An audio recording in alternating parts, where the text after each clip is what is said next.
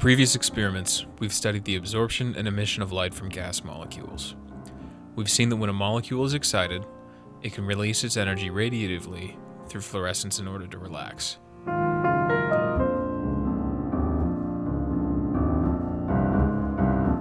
In addition to radiative decay, there are also non-radiative relaxation pathways that compete with fluorescence. When there is more non-radiative relaxation, you expect to see less fluorescence.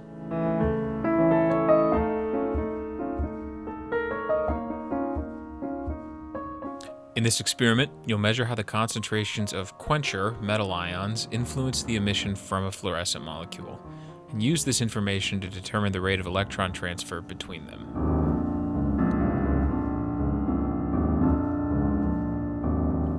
You'll be performing more wet chemistry than usual in this experiment. You'll be preparing 13 solutions, so it's best to get started early and work quickly so that you have time to collect all of your data. Come to lab with a plan for preparing all of the necessary solutions.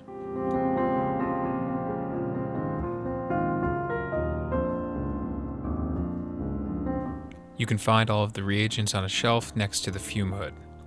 Chemicals you need will be labeled.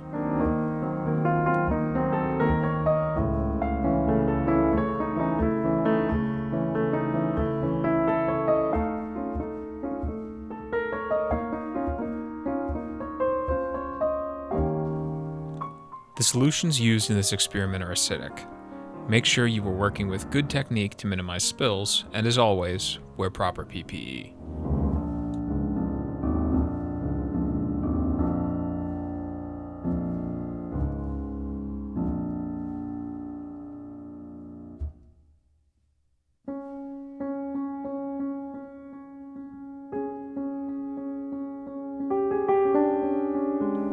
Be sure to take good notes while making your solutions. It can be helpful for solving problems if your experiment doesn't run as expected.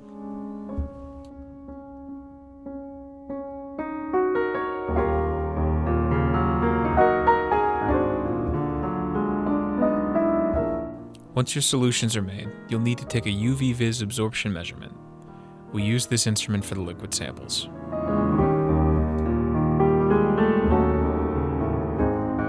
To start, flip the switch on the back of the lamp, then turn on the halogen and deuterium bulbs. They'll need to warm up before you take any measurements.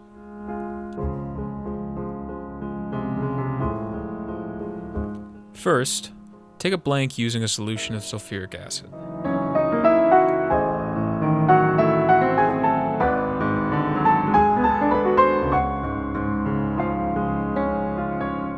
Next, replace your blank with a cuvette containing root-Bippy solution into the spectrometer and collect the absorption spectrum.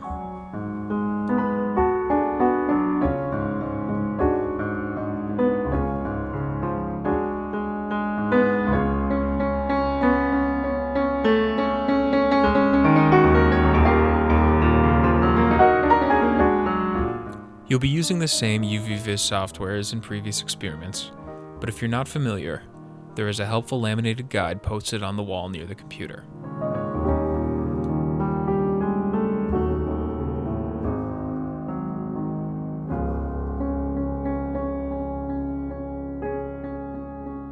Once you've collected the absorption spectrum, take the same cuvette over to the fluorimeter.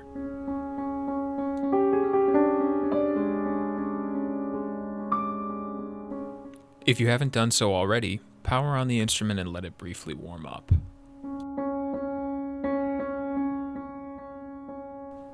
Collect the fluorescence excitation spectrum of your root-Bippy solution.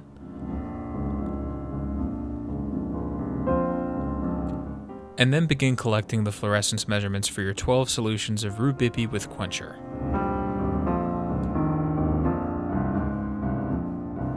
As with the UV-vis, there's a helpful guide posted on the wall for running the experiment.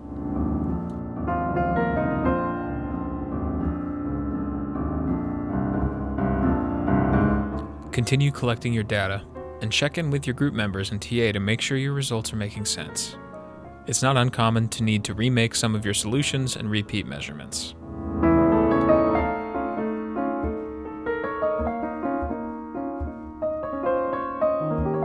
When you're finished, dispose of your waste in the proper containers, And as always, remember to save and export your data before leaving lab.